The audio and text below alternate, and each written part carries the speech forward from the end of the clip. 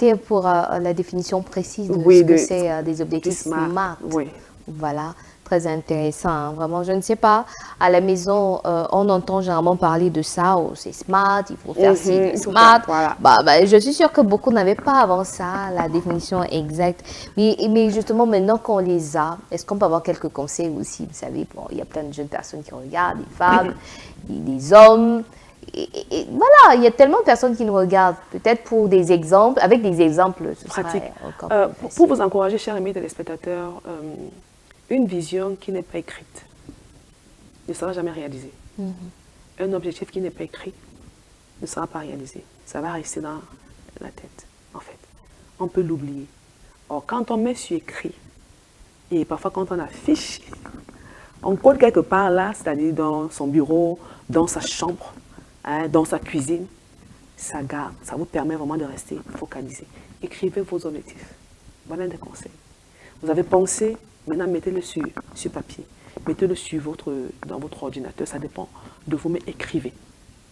En écrivant, ça va vous imposer cette discipline-là, cet engagement à être responsable par rapport à ce que vous avez écrit. Autre conseil, organisez ces objectifs par ordre de priorité. Par ordre de priorité. Parce que vous les avez écrits en amont, maintenant vous pouvez organiser. Ok, voilà tous mes objectifs, je commence par lequel. C'est vous qui décidez, c'est vous qui savez ce que vous voulez. Le fait de les avoir écrits, ça vous permettra effectivement de les organiser par ordre de priorité. Rendez vos objectifs flexibles. Ça veut dire quoi? Dans la flexibilité, on voit aussi l'évaluation, il faut les réévaluer. Si au terme du mois de mai, vous vous rendez compte que il y a eu tellement d'imprévus qui m'ont empêché vraiment de pouvoir être concentré, de pouvoir atteindre vraiment mes objectifs à date, comment je peux les réorganiser, comment je peux les réajuster.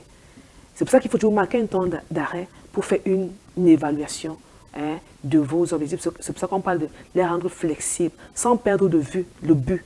Parce que vous prenez par exemple la résolution de perdre du poids. Pour quel but? Pour la santé. Peut-être en santé.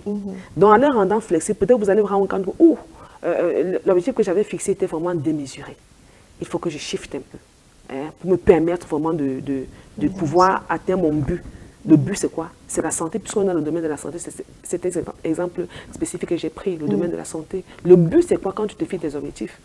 Sur le domaine de la santé, c'est pour être en bonne santé, pour te permettre de t'accomplir, d'accomplir ta mission de vie, pour te permettre d'être ici chaque matin et pouvoir passer des moments de qualité avec les téléspectateurs, par exemple. Donc, c'est ça, en fait, quelques conseils. Écrivez-les, organisez-les par ordre de priorité.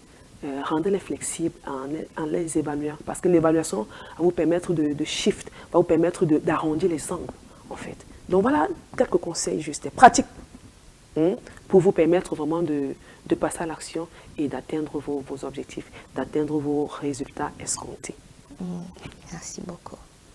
Je t'en prie. Allez, on va simplement vous dire, chacun en a eu pour sa part, véritablement, parce que chacun sait au point où il est réellement, quels sont ses défis, quelles sont ses réalités. Surtout donc, que nous sommes pratiquement à la mi-année, parce qu'au 30 juin, là, on aura fait la moitié de l'an 2025. Où en es-tu? Où en es-tu, vraiment? Généralement, le 31 décembre, pour ceux qui vont à l'église, on dit vraiment, Dieu va me bénir mon année. Non. Oui, c'est vrai. Tu souhaites là, mais Dieu ne viendra pas, comme ce chanteur ivoirien a dit, piler photo pour toi. Il t'a donné la sagesse, l'intelligence, cette capacité-là.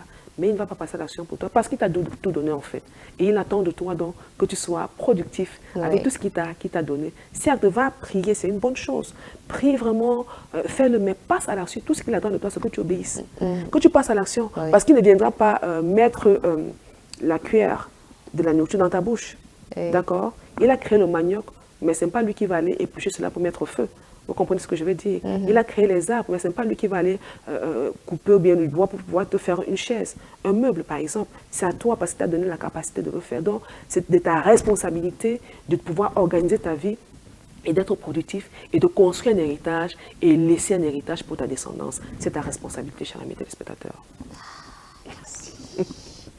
Allez, on a terminé avec le lifestyle de ce matin. Le développement personnel. Voilà, le développement personnel. Ouais, j'étais moi-même aussi dans les... On a terminé avec le développement personnel de ce matin.